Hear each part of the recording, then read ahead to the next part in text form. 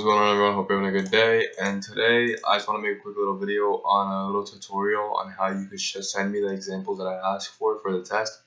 So first thing what you're going to do is go to a website called TradingView.com, okay? And right now I already have it saved, so I'm just going to go to that.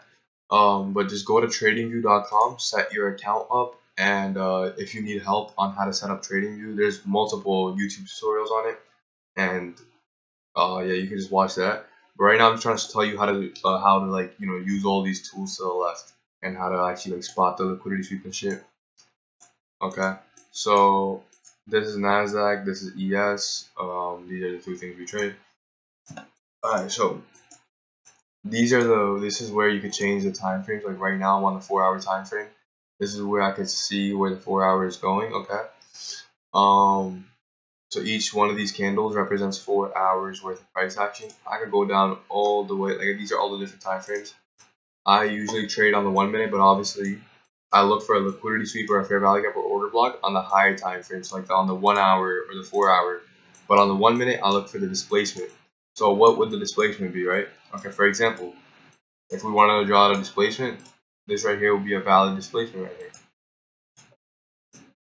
Why? Because this is a lower high, and right after it we have a lower low right after the lower high, and we go above it. The closure happens right here. So after this candle is made, that's the displacement. How do I draw that line? You go right here. This is a trend line, right? You can see there's a bunch of tools.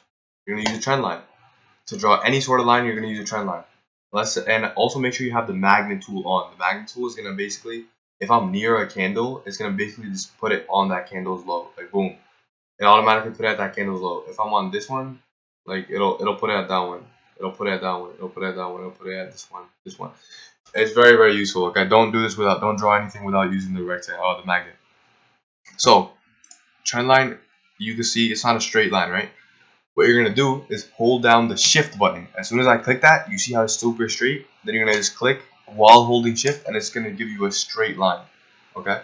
So now what is this considered? This is a liquidity. If we go back up into here, like let's say if we go up into here, what's gonna happen likely? We're gonna go down because it's liquidity, right? So that's how you draw a line.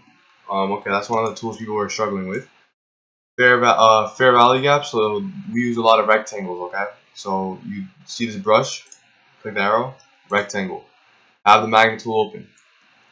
We're gonna just click one spot, and like move your cursor to wherever the next spot is, and just click it again. Boom, rectangle formed. Okay, change the color. You could do all this stuff. You could all do this stuff. Blah blah. To make a fair value gap, where is the fair value gap? From this candle's low to this candle's high. We have this little fair value gap right here, and you can see we react perfectly off we go down. That's basically it, bro. And if you want to make a paper trading account, if you want to practice trading on this before you buy yourself a funded account, what you're gonna do is take this thing here, scroll up on it, you'll see paper trading, connect, and you could like click the setting button, reset account, and make your balance whatever you want. So it could be 50,000, whatever you want, right? Like whatever. And I've hit 500,000, and then you can just trade trades on it, okay?